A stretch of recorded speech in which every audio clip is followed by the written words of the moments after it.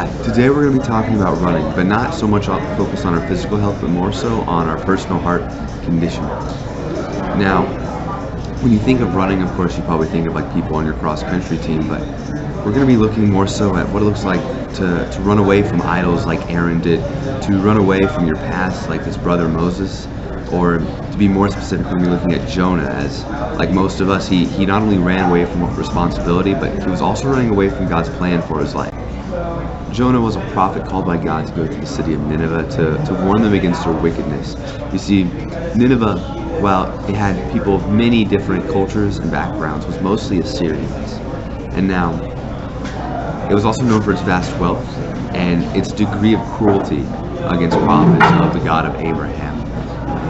There was no mercy, there was no peace for them. And so Jonah, when told by God to go to Nineveh, freaked out, of course. I mean, wouldn't you?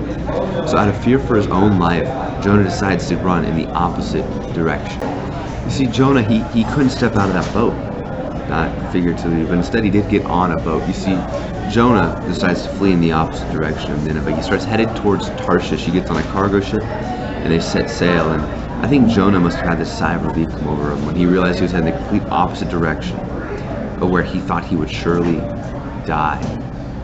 But as they sail on and night falls, this storm hits, and it's literally tearing the ship apart. And during this, actually, Jonah's taking a nap. It's weird. He wakes up, and the crew is throwing stuff overboard, and everyone's freaking out. And can you imagine the dread that fell over Jonah as he realized that he had not escaped death, but instead he himself had put himself in a situation like that. And so, out of what I can only assume is guilt, he literally lays it out for them. He explains to them what the situation is, and they look at him and they're appalled. And these men aren't even followers of the same God of Jonah, but they've heard the stories. So Jonah volunteers to have himself thrown overboard, hoping that will appease God. We do that ourselves, don't we? We run to something, to someone, or away from something, away from someone, or we just run to get away. We make it hard to trust God. We run, we get comfortable in our rituals, we get comfortable in our prayer, in our devotional, in our Bible study. They become comfortable, but they become complacent as well. They go, well, we'll go. That's all we need. We're doing that, we're checking our boxes, but that's not actual faith. In the same way that Peter had to keep his eyes on the Lord, and in the same way that we're called to as well.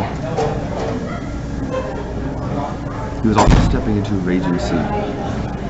Peter may have kept his eyes on God, but believe me when I say he was freaking out inside. He was stepping out into treacherous waters. You see, true faith, it makes us uncomfortable. See, as I was saying, Jonah's very attempt to save his own life not only put himself at more risk, but other people more importantly.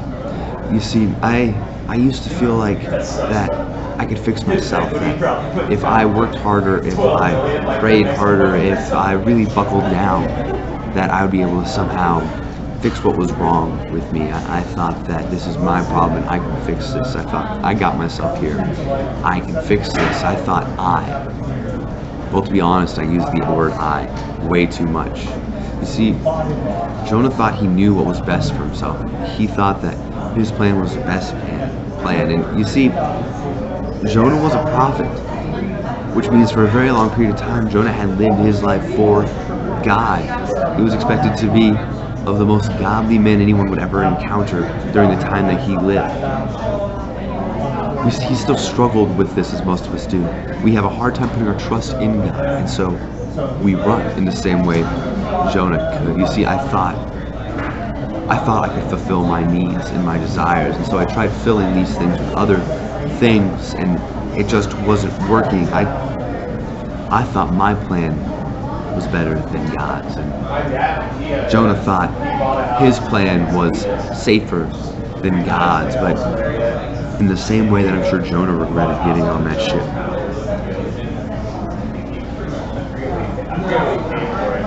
The time I spent trying to use the word I to fulfill all my needs is full of regret.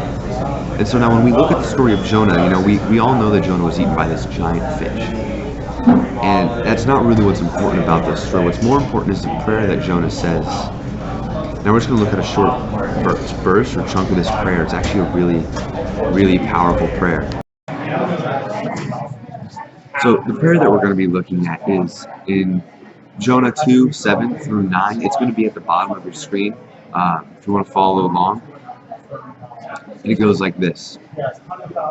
When my life was ebbing away, I remembered you, Lord, and my prayer rose to you, to your holy temple. Those who cling to worthless idols turn away from God's love for them. But I, with shouts of grateful praise, will sacrifice to you. What I have vowed, I will make good. I will say salvation comes from the Lord. You see, this prayer that Jonah is saying, it's him saying, I'm giving up on my I moments. You see, Jonah at this moment, he's going, it isn't about me. It isn't about what I want. It's about God and what God wants. And I'm ready to be uncomfortable again. You see, in the grand scheme of things, you will never meet a Christian who regrets following God's plan. You'll never meet a Christian who regrets tithing. You're never going to meet a Christian who regrets serving more. You're never going to regret a Christian who loved more. And you're never going to meet anyone in the Bible who regretted their decision to follow God. Stephen the martyr, I can promise you, did not regret following Christ, even though it ended up with his martyrdom. There's so many people that when you look at them, you think, wow, if only they had just denied God in this moment, they would have been okay. You look at Shadrach, Meshach, and Abednego, and they were literally thrown into a furnace, and at what point do you think maybe they were regretting their decision to not bow down to that statue? You see, there are a lot of opportunities where we can regret, but we don't. You will never regret the decision to follow God. So what's really incredible about this story is that, so Jonah gets this second chance ultimately to go to Nineveh. And he gets there, and he immediately starts going through the city. And the Bible tells us that it's about 3 days to get through the city, to walk through it. So ultimately, by the end of a week, though, this entire city's heart is starting to change. You see, he goes and he speaks with the king, and the king commands the entire city to start fasting and to wear sackcloth, including the beasts, not just humans. So this entire change takes place. Nineveh, as a city, decided to stop running away from God. They stopped running away from God, and instead they turned around and started running towards God. And keep in mind, a lot of these people are people who don't even follow our God. So not only did Jonah end up being okay, but he ended up accomplishing great things. So God stayed his hand and forgave Nineveh of their sin. But don't miss what happened to you. Jonah never stopped running.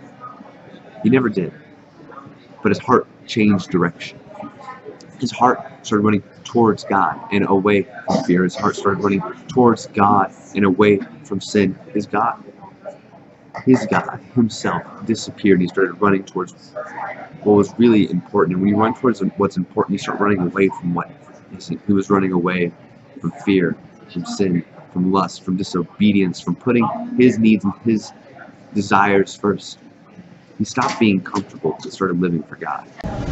When Jonah ran toward God, something really big happened to him. You can't miss this. You see, his potential to be used by God shot through the roof.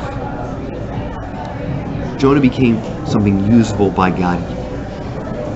Making yourself readily available to the work of the kingdom is the most uncomfortable thing. Because you don't know. Because everyone is sent. Because everyone is seeked. You see, as Christians, we are all called to go and to make disciples and to build up God's kingdom. You see, everyone is sought after by God. So when you make yourself readily available, I promise you things are going to change. You see, when you start running towards God and you make yourself available to his kingdom, you're never going to regret that decision. Maybe he's calling you to serve in your church or to start volunteering more. Maybe he's calling you to lead. Maybe he's calling you to change careers or majors. Maybe right now he's just saying you need to be praying with your wife. Maybe he's saying you need to be praying with with your girlfriend. Maybe he's saying you need to be praying over your classmates in your school and your co-workers, because I have really big plans, but I need a way to be paved. In the same way John the Baptist paved the way for Jesus, you need to pave a way for God to do work. Because ultimately, no command is going to be too small to not be life-changing. How big is your God? Because when someone who created mountains, when a being who created the universe goes, I need you to do this, it's got to be a pretty big deal. You see, no command from God is too small to be life-changing. You will never encounter that. See, I'm ready to live a life without regret.